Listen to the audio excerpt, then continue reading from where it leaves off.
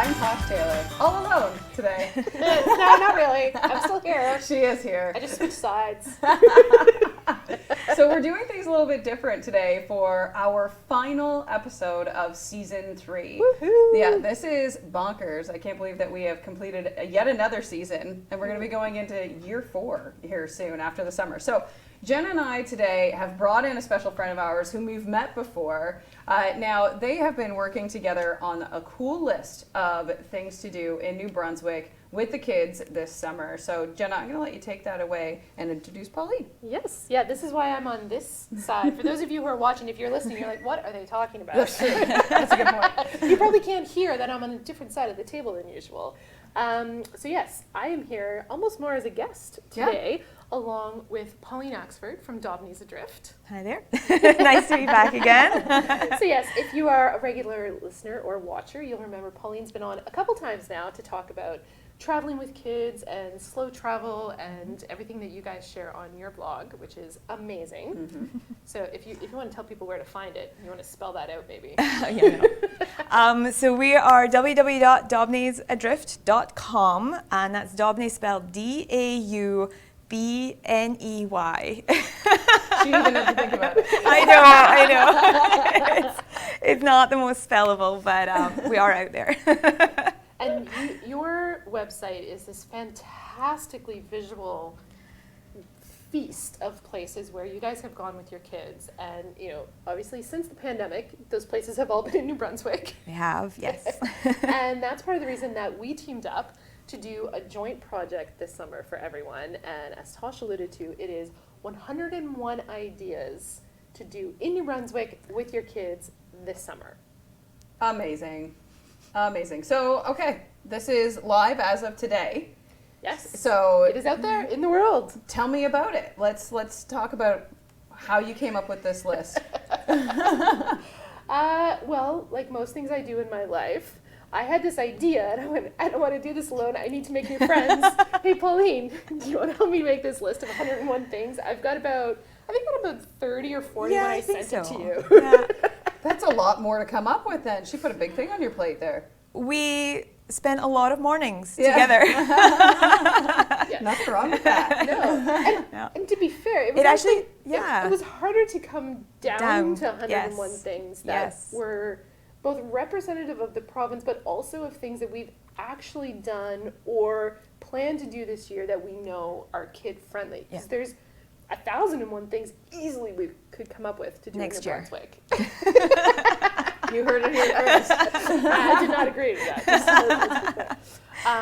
But yeah, we really wanted to make sure that it was a list of things that we had, either one of our families had actually done, so that we know that it is something you could do with kids.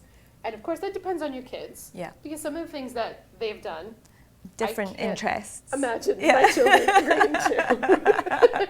Like some of the hiking stuff, and some of that real exploration, adventure kind of stuff is much more.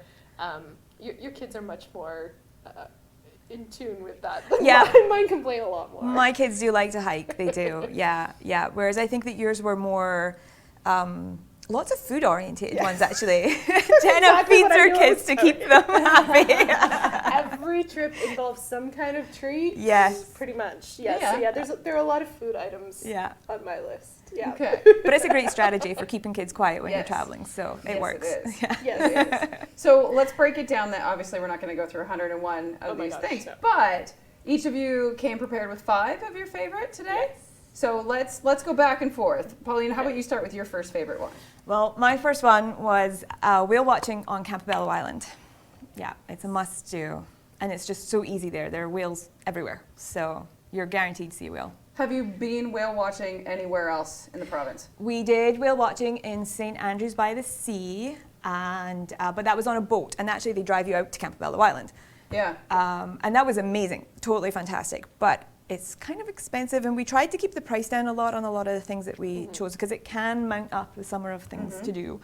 Whereas if you go to Campobello Island, you'll probably see them on the ferry going over there. Oh, good point. And you can see them from the shore. We saw so many whales just standing on the shore. Wow. Yeah. Okay. In my experience, Grand Manan was the best place to go whale watching. We saw lots there too. Yeah, Yes. yeah. But and then St. Andrews, yeah, same. It was nice. It was a fun ride. Yeah. Oh, it's good to do, definitely. Yeah. And we did split it up like that on the list, you'll notice. So when you do go to read through the whole list, the first 50 items are on Pauline's blog, and then the last 51 items are on Pickle Planet Moncton. Very cool. So you need to go to both to get the full list.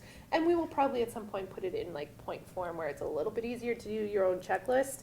But you really need to go through and see the pictures and the links that take you back to some of the details. But yeah, you did like whale watching from the shore. We did whale watching on the boat last year out of St. Andrews. And it's an amazing experience, but it's expensive. But it is worth it if you have the money to do it. Definitely. And I would say this summer is a fantastic time to do it because we have the rebate again, just like we did last summer. That was part of the reason we decided as a family to do it last year was the tourism rebate, where if you stay overnight, anything that you do for accommodations, your meals, attractions like that, you save your receipts, you're going to get 20% back from the province if you put all the paperwork in. So, a good year for it.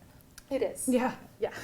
But like you said, we did camp. My husband and I did Campobello last year, and the ferry ride over, standing on the shore, you can see it. So if you don't want to spend hundreds of dollars on a whale watching cruise, go to one of the islands and time it like late July into August. Into August is when most of the whales are going to be there. That's good to know. Don't go out in soon as school's out and think that you're going to see whales just all over the place. Frolicking everywhere. Okay, Jenna, what's number one on your list? Number one on my list, Black Sand Beach. Oh yeah. Yeah, that was a big trip for us last year. Big trip. It's not a big trip. No, it's not. It's about 15 minutes outside of St. John. You go past Coulson, the power plant there, Coulson Cove, and there's fantastic trails. You can go up to an old lighthouse, but just the beach itself, it honestly has black sand, and it's amazing. And we found a ton of beach glass when we were there, and it was just. It's just visually, you're just standing there and it's so quiet and beautiful, and that is definitely top on my list of things I think people should take in and make happen. And that's a nice low cost kind of thing. It's only whatever the gas costs you to get to St. John. Yeah. Or Laurenville. I'm sure people are like, stop saying it's in St. John. It's not St. John. It's in Laurenville. We took our daughters there this past summer too.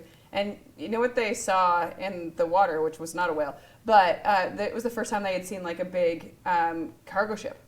Oh, yes. So for them, they were like seeing that on that mass scale, being right there. That was, I think they liked that better than the black sand. I know. I was like, we're taking all of this sand home. Don't take the sand home. We didn't. Only what was stuck to our feet. Okay, number two.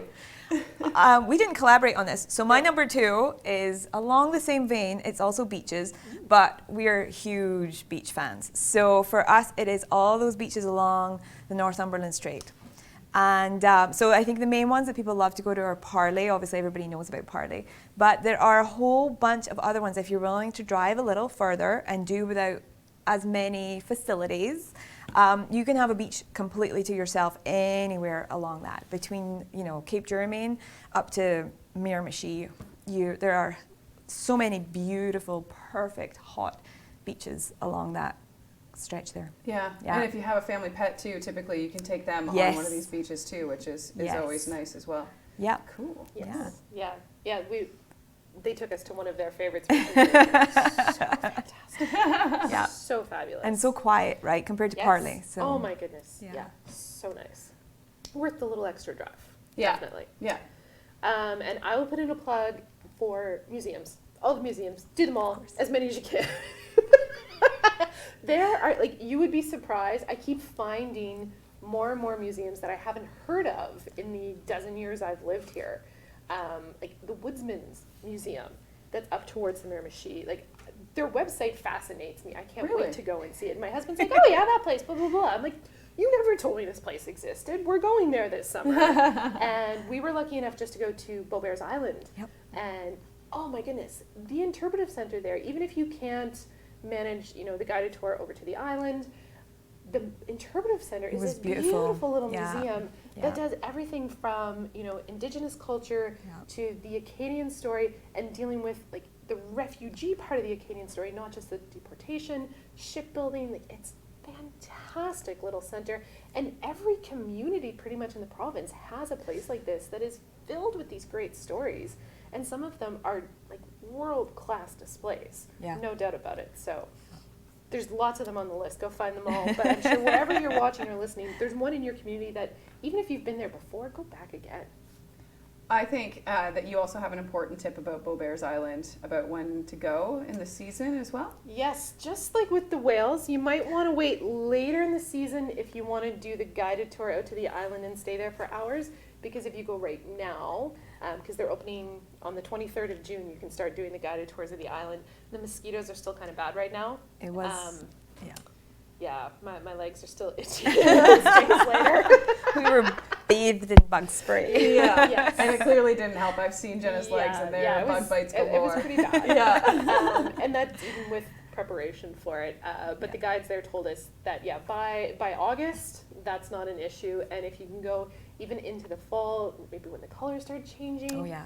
So, that maybe, would be beautiful. Yeah, we're planning to go back in the fall, for sure. Excellent. Let us know how the bugs are then. I'm sure they'll be fine by then, But long sleeve shirts, long sleeve pants if you're going at this time of year, and bug spray, for sure. Maybe a net. Yeah. Well, that's what Ken, the guide, was saying. Like, he's usually out there at this time of year. Right? Like, we went before the season even really opened, so they don't usually have people out there when it's mosquito season.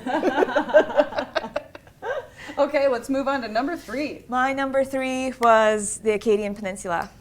There's just so much to do up there, and I find that so many New Brunswickers haven't explored up on the Acadian Peninsula. So Miscou Island, the lighthouse there, I think is the oldest lighthouse in New Brunswick. Okay. It's gorgeous. You can climb all the way to the top of it. The huge old-fashioned lens, the view from up there. The wind. Yeah, the beach there is amazing. There's so much stuff on the beach for if you like beachcombing. There's shells, there's old lobster lots traps, of like loads of things that have been blown up, and then and then just the rest of the Acadian Peninsula is really cool. But then if you're up in that area, I'm going to sneak in an extra one. Please do. This is why we have a list of 100 of them. It just got bigger and bigger. Pokeshaw Rock. Yes. Is a must-see. Like, everybody thinks of the Hopewell Rocks when they think of New Brunswick coastline, but the Pokeshaw Rock is amazing. And as an additional extra, there are also sea caves on either side of the cove that are amazing for exploring if you get the tides right. Right. The most driftwood I have seen in New Brunswick was on that beach. Yes. And I went to it last year because Pauline posted about it and shared about it, and it was incredible. My children refer to it as the Smelly Rock. It was There's a lot of birds. If you like bird watching, you already know about this place probably, but go there because it was incredible. Yeah. And the beach is beautiful too. It is. And I found some really cool sea glass there too. That was another one that was, and just there's some great interpretive panels up at the top and the views, and it's absolutely fantastic. Everything up on there. the Acadian Peninsula was a must do again for our family. Yeah, we want to go back too. Okay. Yeah, my daughter asked specifically the other day if we could go back to Steve's. Oh, yes. Terasa Steve, which is like right there as you get onto Miscou Island. You can like eat with your feet in the sand, and you can ride on the, it's absolutely gorgeous. I'm like, do you remember how long it takes to drive there? We're not going there today for supper. But that flows nicely into the next one on my list, which is, of course, eating. Eating everywhere, but specifically eating on the beach. Okay. Like, that is like a must-do summer activity in my mind, and you can do that as simple as finding a place, a time when you can have your own little campfire or picnic on a beach, or you can do it, go all in and go to like Aboiteau and get the fried clams and sit there next to the water with the seagulls around you. Eating the fried clams is about the most New Brunswick thing I think a person can do, in my opinion. You should have worn your fried clam shirt today. Yeah. I should have. I totally could have done that. Yeah. It's in the picture on the blog. Yeah, if you want to see it, and you can check out our friend East Coast Mermaid for one of your own if you'd like. Yes.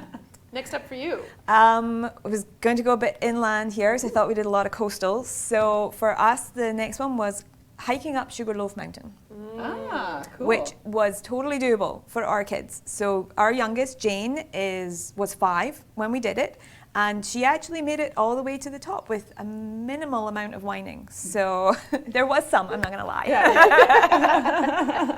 But it's a manageable hike for little kids. It's pretty steep, but it doesn't last very long. And the views from up there are amazing.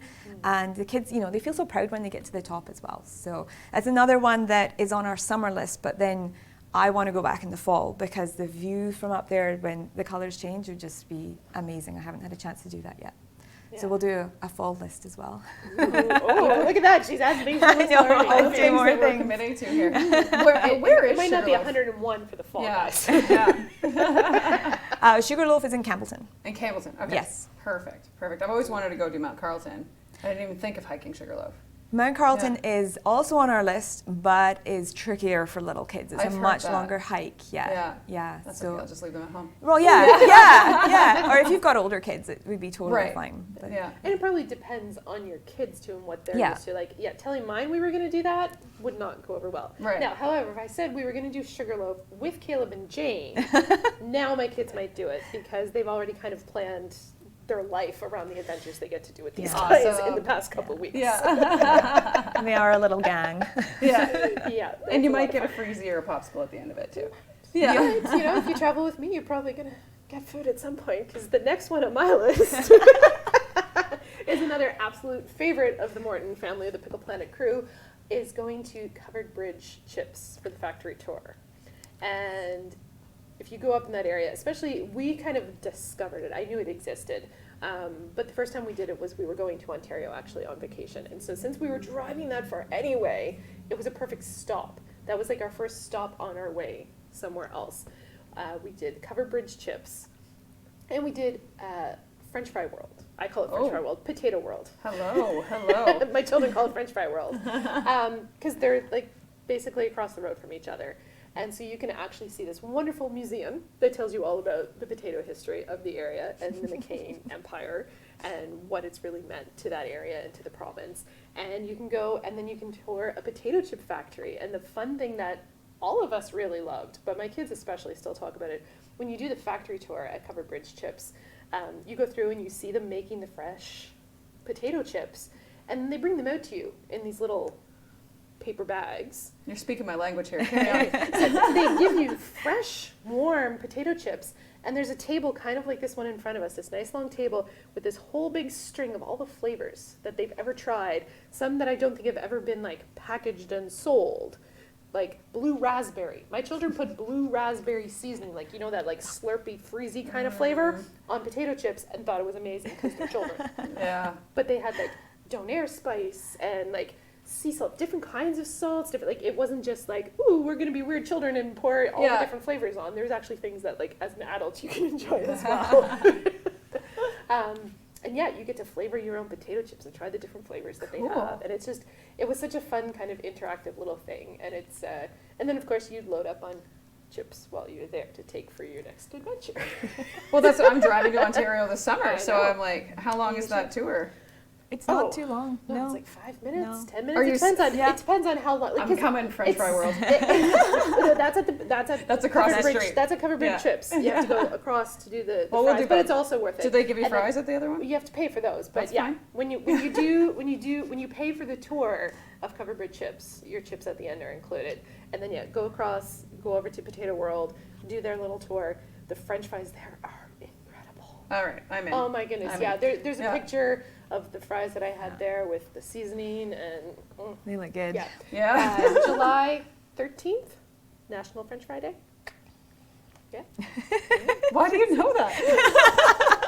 Why wouldn't you know that there's a National French Fry Day in like the home of French fries in your province? Potato World is Jenna's perfect place. It's a museum and it serves food. It's like everything she's ever wanted. She's just the happiest. There's also this like massive red chair out front you can sit on, great for photos. What day is National Lobster Day? I don't know that there is one. I think every day should be. In this province. Here in New Brunswick. It's the 15th of June. Oh, really? Yeah. It was coming up. I did yesterday. Oh! Yeah. Oh, we missed it. We record this on Wednesday, so it was yesterday.